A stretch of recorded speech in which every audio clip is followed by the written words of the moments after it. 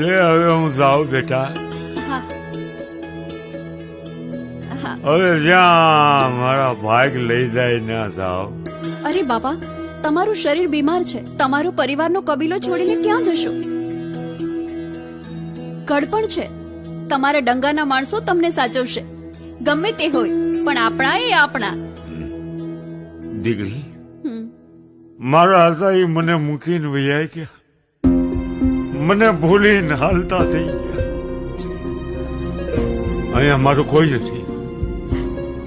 હું પરદેશી, બેડવો દેવી બુઝક, મારી ગાંઠે ગ્રથ નહીં, રહેવાનો આશરો નહીં, ખાવા રોટલો નહીં, મારું કોઈ નથી દીકરી.